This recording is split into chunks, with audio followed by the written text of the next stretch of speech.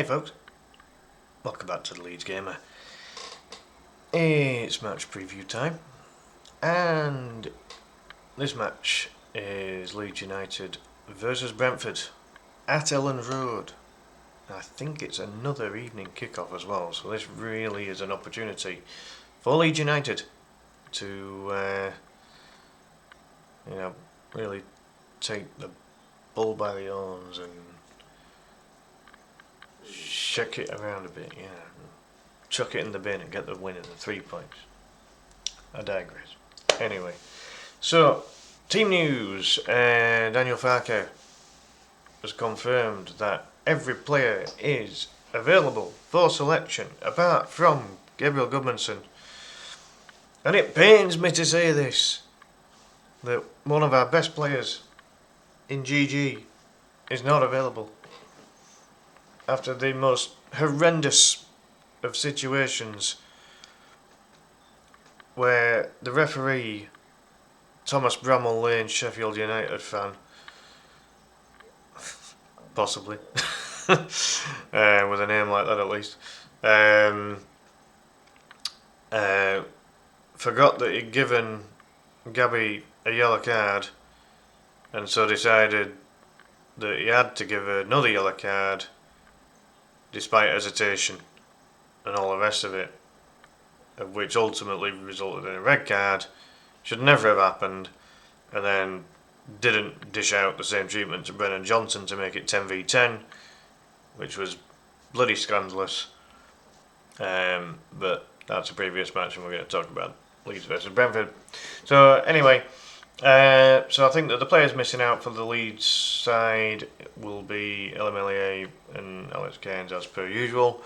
So I'm a bit 50-50 here, because with the fact that we have a fullback / wingback in Gabby Goodmanson unavailable, and the only other defender that's available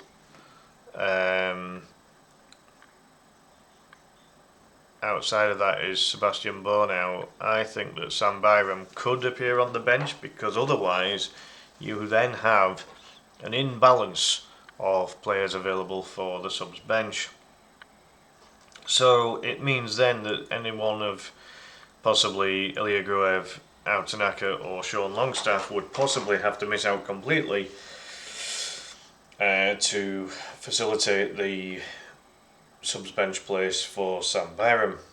However, Sam has been incredibly out of favour for whatever reason, and it would not surprise me if Sam misses out and they assume that Seb Bornau can cover full-back as well as centre-back. So they'll probably go with all of the midfield and the more attacking options. I mean, ideally with your bench, you want as many attacking options on there, don't you? But you still need a little bit of cover in case someone gets injured. Or, if like in the last match, you get a sending off. So, anyway, that's where I've got the missing out list from. Again, I don't think whether or not he features, especially due to the fact that Okafor's back and we've still got James and Nonto available, and Pirro as well, so I don't think whether or not he'll make the bench, quite frankly, not with those options that are available. So, with all of that being said, before I get on to the starting 11 and the subs bench for Leeds, I'll just quickly go through the Brentford lineup. Kelleher in goal has played every game as far as I can tell, so he ain't going to miss. According to a website that provides injury detail, they might be without Carvalho, Milambo, De Silva, Henry, Hickey, Janelt and Damsgaard. All of them apart from Damsgaard will definitely be out, according to this, with Damsgaard being a bit 50-50. So I mean, in that situation, you'd probably expect Damsgaard to possibly make the bench, dependent on if there's any availability for him at all, but it would be doubtful that he would actually make the 11. So I think they might go with something like a 4-3-3 there or thereabouts. they'll likely go with the back four of KO, AJ, Collins and Van den Berg. And then three relatively defensive midfielders in Yarmoliuk, Henderson and Jensen, with the front bunch being, I can never pronounce these bloody names. Is it Watara? And then Shade and Thiago up front. Thiago's been in very good goal scoring form this season, so he will need to be monitored, watched and basically annihilated by the Leeds defence, all being well. So on to the Leeds lineup. Bearing in mind, I'll just say this with Brentford as well, they are currently about 7th in the league. This is not going to be an easy game by any stretch of the imagination. However, we did neutralise Brentford quite well in the reverse fixture, and that was away from home. So with the fact that this is at home and a late kickoff, apologies, my cat Kirby is craving attention here. You alright, Kirbs? I'm doing a video here, girl.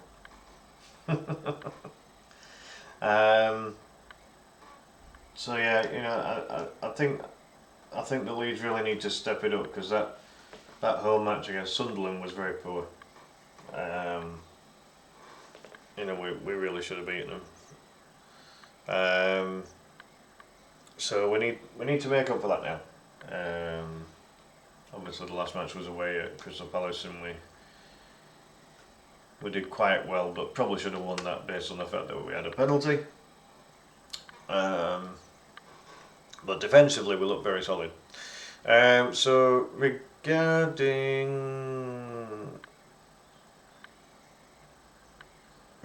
the Leeds United lineup, I was just counting the number of subs there. It looked as if I had an extra sub. So on the bench, I think Lucas Perry misses out again.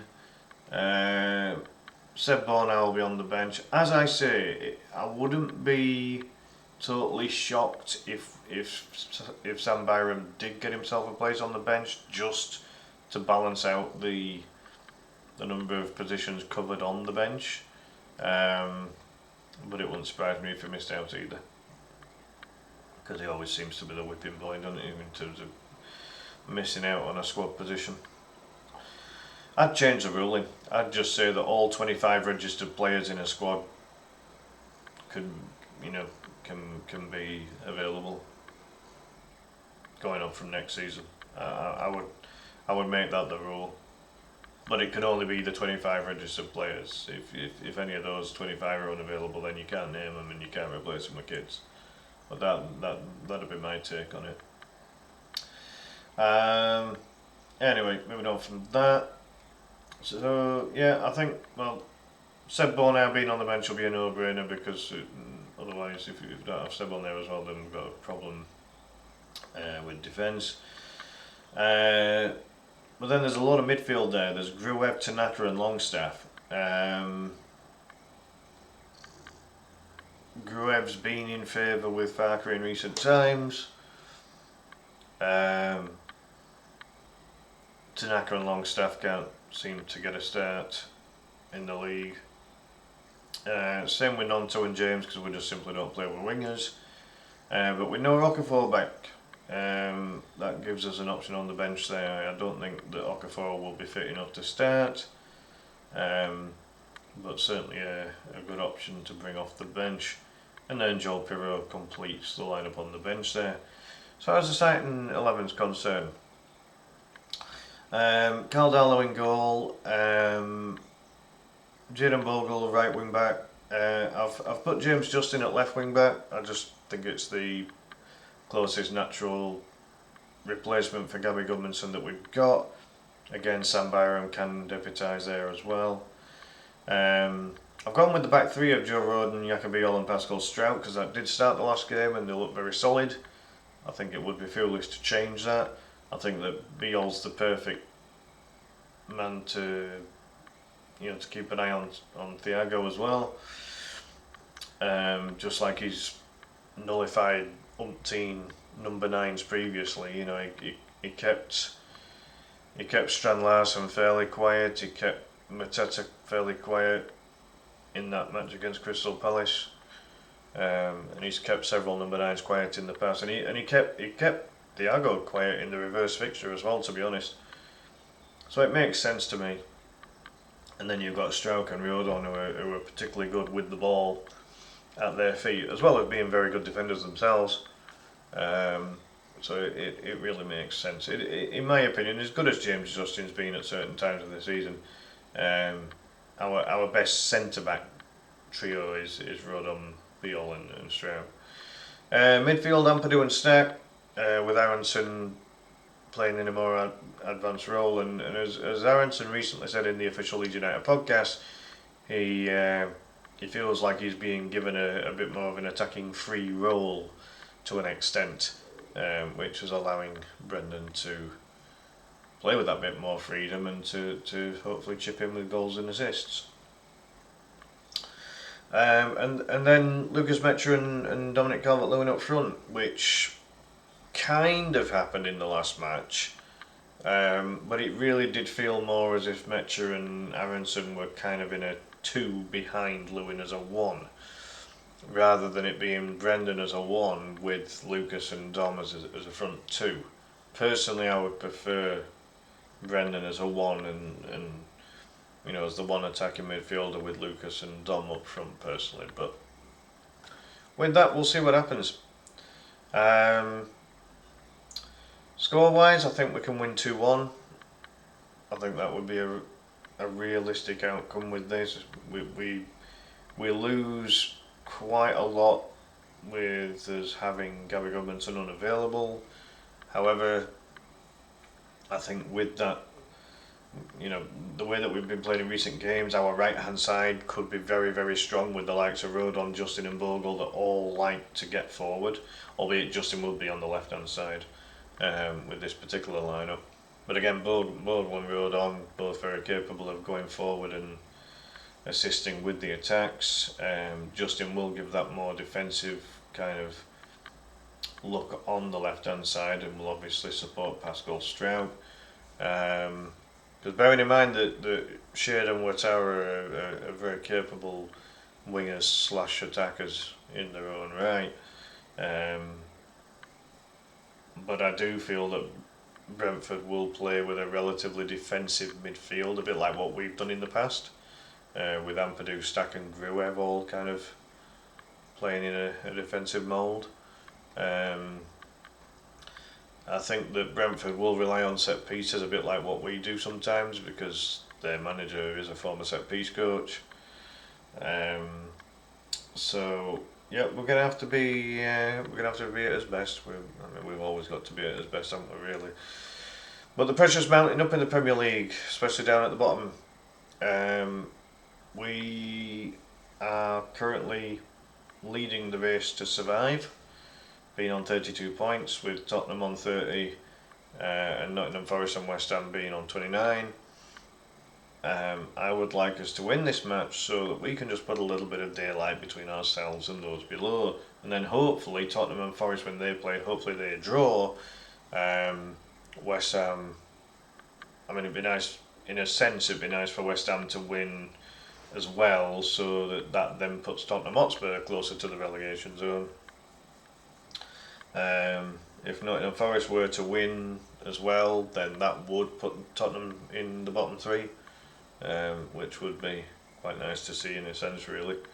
So just imagine if Leeds, Forest and West Ham all win and Tottenham lose. That really would change the outlook of the Premier League table quite significantly down at the bottom. And imagine if both Burnley and Wolves were to win as well. I mean, that'd be scary, wouldn't it? All of a sudden Tottenham see that they're the only team in the bottom 6 who lose, and the other 5 teams all win. A little bit of pressure then put on Tottenham there, in my opinion, but there we go. But yeah, I'll leave it there, folks. Big thank you for watching. Do please hit the notification bell if you haven't already to make sure you don't miss any future content. Do please subscribe to the channel if you haven't already. And do please also like and hype the video. But with that in mind, let's hope that Leeds get the 3 points, don't matter how. I think maybe a goal apiece for Metro and Calvert-Lewin. With the assists, let's give an assist to Brendan Aronson and an assist to Anton Steck. There we go. What's about that? Brentford goal, Thiago. Let's be boring. But yeah, in the meantime, folks, have a good one. See you next time. Bye for now.